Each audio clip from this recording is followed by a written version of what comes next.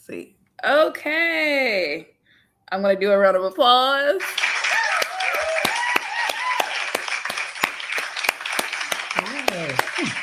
I am very excited about this talk because Danny and I are actual friends and former coworkers. So I know her work ethic, and it means a lot for me to have her here speaking to everyone. So, Danny, before I go ahead and shout out all of your amazing accolades, I'm going to ask you to briefly introduce yourself and provide an overview of your education and career journey so far. Yeah, thank you so much for inviting me. As always, Sabrina, you've been a shining bright light throughout, my corporate and legal journey. Again, a little bit about me. I Initially, I went to Spelman College, where I was a political science major. Enjoyed my time in Atlanta and the AUC networking. And I would say the highlight of my time at Spelman was taking a con law class. And the professor taught it like a real, Socratic method, like a law school course. And so that's where I really kind of got my passion and, discovered that I really considered going to law school. That was like my junior year. Again, I started to apply, take the LSAT, and ended up going to law school and applying and getting into Widener Law School in Delaware.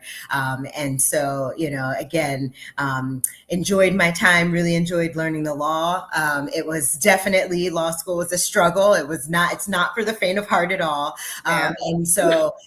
Fortunately, I did a few internships throughout my time in law school. I interned at the district attorney's office, and I also interned for a family court, or clerked for a family court judge. However, I really discovered my passion when I got an internship at the production company for the NFL, or NFL Films, and that's where I met Sabrina. It all comes full circle. But so that's a little bit about, again, kind of my education background, and how I kind of became interested in attending law school and becoming a lawyer. Okay, so I guess I'll pick the story back up. We worked together at NFL Films. We both worked in the footage and photo acquisitions department, which is kind of, for anyone that doesn't know, it's kind of like the intellectual property side of the NFL, where you are handling the acquisition or the sales of, or the buying of footage and photos that'll be included into NFL shows. So some NFL shows we worked on was HBO Hard Knocks, NFL AM. Yep. Football Life. Oh yeah, Football Life. Yeah. And our desks were right across from each other. Yeah. So my cubicle was here and Danny's was across. And such a hard worker. I'm like a chatty Cathy. And Danny is like so quiet. She would sit down and she would like read contracts all day and be quiet and eat her lunch at her desk. She just was always a really hard worker. So it did not surprise me that the next time I saw Danny after I left the NFL, I saw you in a picture with the CEO of Comcast, like getting an award once I'm like at a Comcast all hands meeting. I'm like, look at Danny doing her thing, but I'm not shocked because this girl works really hard. I worked right next to her. She was my neighbor when we were at the NFL, and like she works hard. She will work through her lunch to get things done. That's what kind of person she is. So how did we go from the NFL to Comcast? What's that? Yeah. So I mean, of course, the great thing about the NFL is, it's fun, and I'm very passionate about sports. I love all things Philly sports, especially the Eagles. So, with that, it's hard to, when you're looking for that career progression, it's hard to sometimes, move into that next role, because a lot of people don't leave. They love working there as much as you do. And it's hard for people to leave. And there's only a certain number of, available positions at a company. And so, when it came to the time where I was, looking for more career opportunity and career growth opportunities. I wanted to stay in the, Philadelphia, New Jersey, New York area. And I wanted to stay in a media and tech company. I wanted to really work with a media and tech company. And so, of course, Comcast is kind of the biggest company in the Philadelphia area in the tech and media space. So it seems like, that's where my focus naturally shifted. And I started to apply for positions in their content acquisition department. And, I interviewed and got, past a few rounds, but I never could quite get a role in that department. And so I was networking at a professional event in the city, and just happened to meet someone who was in the compliance side of the house, and they were more so in operational compliance and regulatory compliance, which again, that's more of just making sure as laws change, you update your processes and procedures internally to make sure you comply with those laws. And so I started speaking with someone who had a position in that area. And it seemed like something that was interesting. And again, I think one of the beauties of going to law school and becoming a lawyer is you learn how to issue spot, and you learn how to think critically. And that skill can be utilized, throughout the business, right? Not just in the legal department, but operationally and, in other areas of the business. It's critical that you spot issues and you can problem solve and come up with solutions to those problems quickly. And so, again, after speaking with that individual who's still a mentor now, I, applied for a role with Comcast and ultimately started there.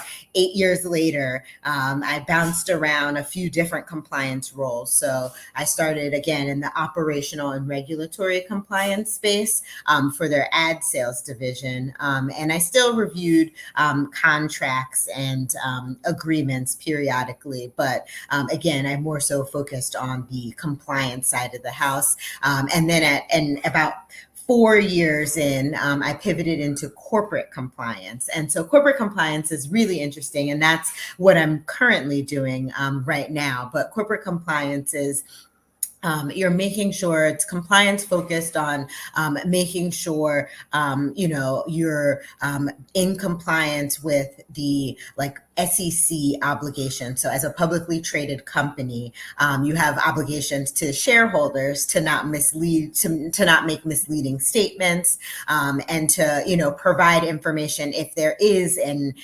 incident, you have to make the shareholders aware. So again, they can make, an appropriate decision on, they can make good investment decisions based on having all of the information. And so corporate compliance, my job looks like something different every day. So I could be working with financial related risk, and working with internal audit and working on an internal investigation related to insider trading or bribes, kickbacks, or inappropriate kind of, relationships with vendors. Or I could be working with our HR, department, and working with, risk related to discrimination, harassment, and things like that. So, it's really interesting. And, even in outside of the investigation space, a corporate compliance manager is also responsible for your compliance training. So a lot of people, when you work for a company, a lot of people hate the trainings that you have to take, but you have to take sexual harassment training every year. It's legally required in certain states. And so, and aside from being legally required, it's just nice to work in an environment where people know that you shouldn't participate in harassing behavior. And so, again, it's nice to be able to build from the ground up, a training program for employees, and be able to monitor, how that training is actually, whether it's effective. And also drafting policies. So, the employee handbook, the code of conduct, all of those workforce corporate-wide policies. Compliance manager essentially works with a lot of times the corporate team, or investor relations to prepare materials for the board of directors on a quarterly basis, to let the board know, evaluate the company's risk, overall company's risk. So again, that's the life of a corporate compliance manager.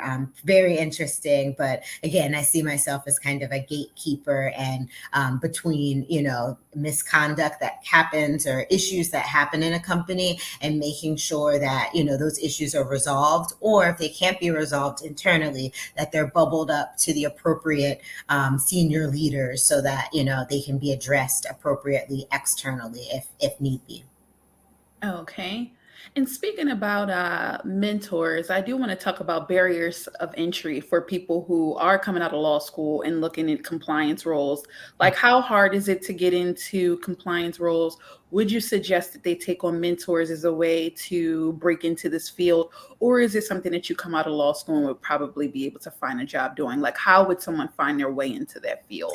Yeah, so I think compliance is actually a space or an area where people who have a JD are, considered top candidates, again, because of that ability to issue spot and be able to read and understand regulations, and be able to help translate that to an internal business stakeholder. So I think compliance is a natural area for people who are, have a JD. That's a natural area for them to move into. And I will say there's a few different spaces, right? I think particularly in the Philadelphia, New Jersey area, there's a lot of pharmaceutical companies, and so they also are looking for compliance managers. But I think there are a few things that people can do to make themselves, very, very attractive. There's certain certifications. So again, maybe you have your JD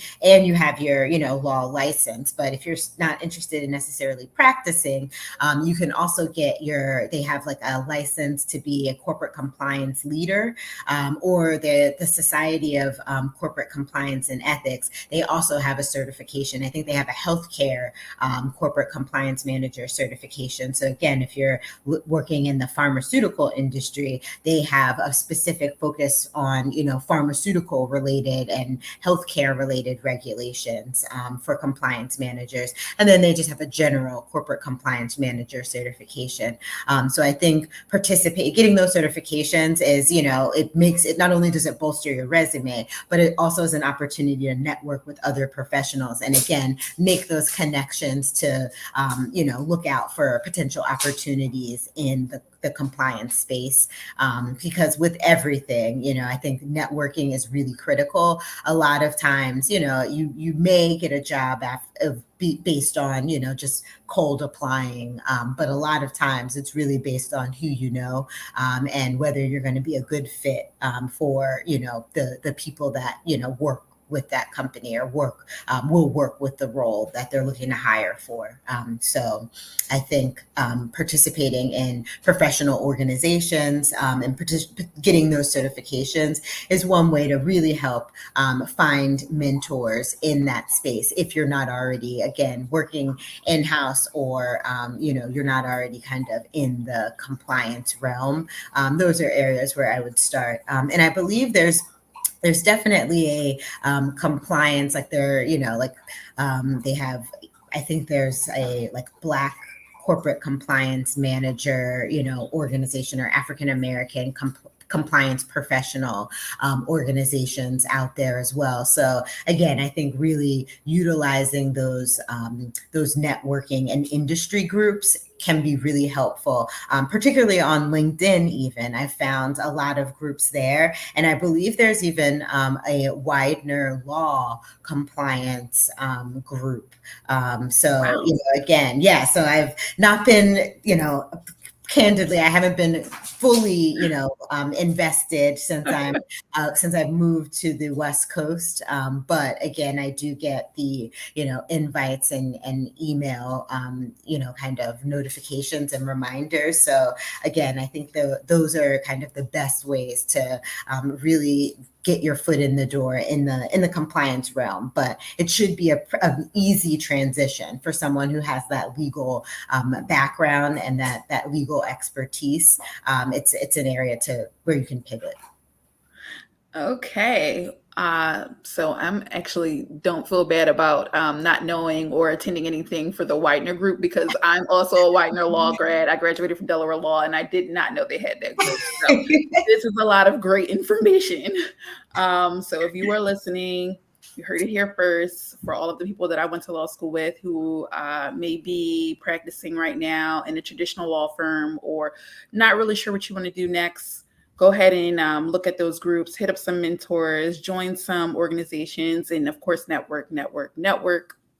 Um, what would you say would be the highlight of your career so far, like the most memorable part? Now, I know from looking at the pictures online, I'm like standing next to and getting an award, from the CEO of Comcast has to be like up there because like who else can say that? Yeah, that was definitely an exciting moment. So I think there were a couple of things or awards and honorary recognitions and accomplishments that were pretty memorable. Again, I think most of them were, or the two that come to mind were from my time at Comcast since I was there again for so long. But one was just what you mentioned, Sabrina, was, being able to speak in front of, I think it was National Diversity Week. And so because I am a member of NAMIC, which is the National Association of Multi-Ethnicity in the communications, I know it's a lot, but NAMIC, because of my involvement in that organization, I was again able to participate in Diversity Week and was asked to present an award at their large kind of gala, the gala to kind of the large gala, the spotlight gala, I guess, of the Diversity Week, all of the events. So their culminating event was the gala. And that's where you saw the photos from that event where, I kind of was an MC of the night with a few other people who were, again, heavily involved in the NAMIC organization. So again, I think it's another shameless plug to make sure you're involved in those professional organizations, because you never know what opportunities they could lead to. But that was really exciting. And then another event, an honor that I was fortunate to receive while at Comcast was in 2016. I was a Cablefax award winner honoree for being a overachiever under 30. So that was another, really great accomplishment. And I'll say, at that event, I had the chance to meet. So I won the award based on my work in the Comcast advertising division. Participating, helping roll out a new kind of initiative during a political season without impacting the business. And so because of my work on that project, I was able to, I've received this honor. But there were also attendees and honorees there from the Comcast, cable side of the business. And so I had a chance to meet other award winners there from the Comcast cable side of the business. And again, just networking with them allowed me to participate in the Comcast has employee resource groups, which are basically affinity groups for employees to have a safe space to network and talk and plan different events. And so from meeting people at the Cablefax award honoree dinner, I met people who were involved in the Young Professionals Employee Resource Group at Comcast. And then I went on to become the community service co-lead for that organization and help plan Comcast Cares Day community service events. So again, it's really, it's one of the things I really do enjoy doing is finding a way to give back. And so, sometimes I give back through participating in some of these, organizations. And then again, you just never know where those opportunities will lead to. I think I'm just, working hard and volunteering my time. And then, you get tapped to do something else. So, it's always fun. But those were definitely 2 accomplishments and 2 awards that, I felt really honored to receive. We're going to go ahead and give you a hand clap for that. Fantastic, doing awesome things like I know you to always do.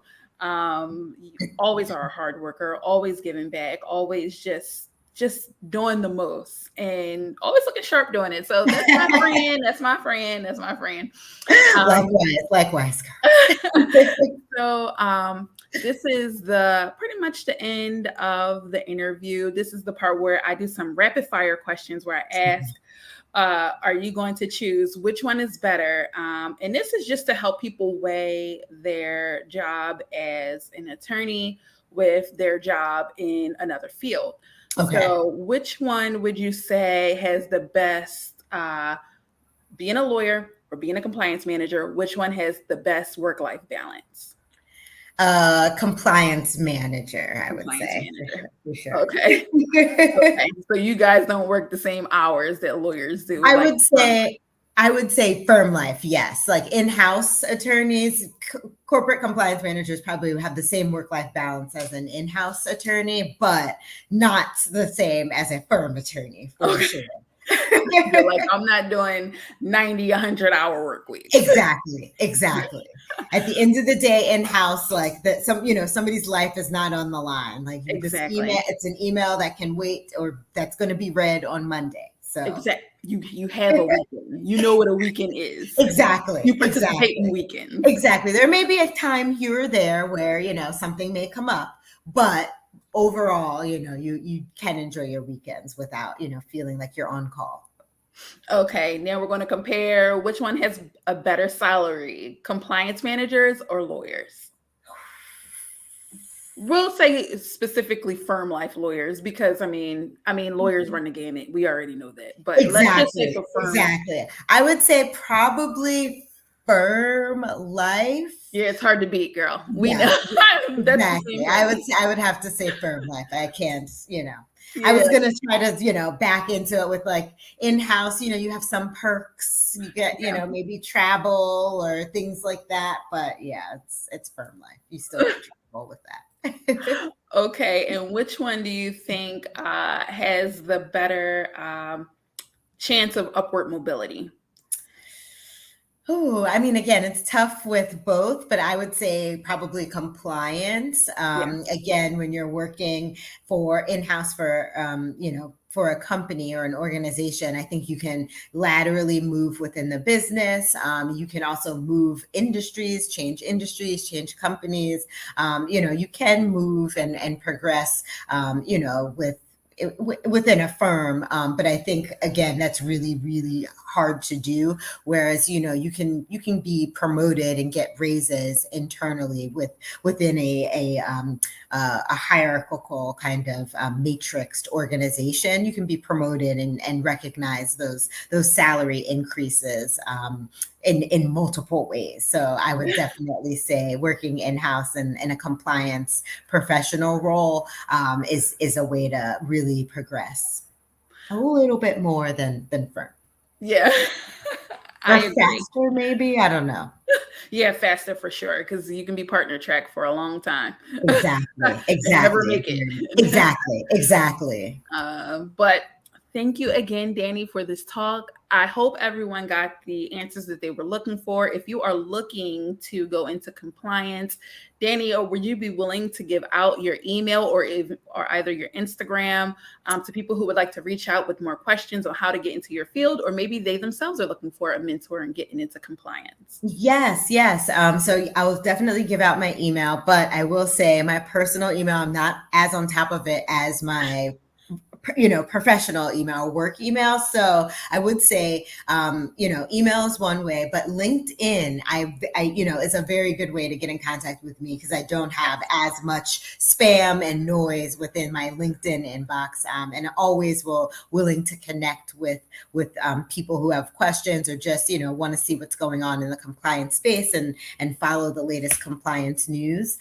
So my LinkedIn, again, you can follow me. It's Danielle Phillips, and I'm -JD. So there may be a few Danielle Phillips, but again, I'm Danielle Phillips, JD on LinkedIn. And my email address is D as in dog, PHILLI, the number 4 @gmail.com. So again, always happy to take questions and just connect and have maybe a virtual one-on-one with people who are interested in entering the compliance space. And I did also want to throw out there, I mentioned the association, I mentioned an organization for Black compliance professionals, but I just wanted to, I did look up the official name. And so the organization is called the National Association of Black Compliance and Risk Management Professionals.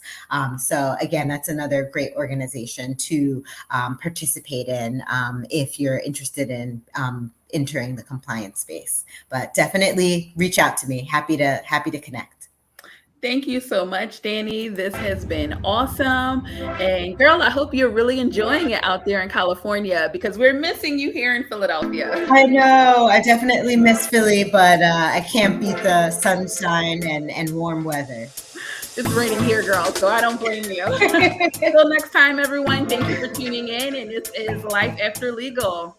Thank you, Danny. Thank you.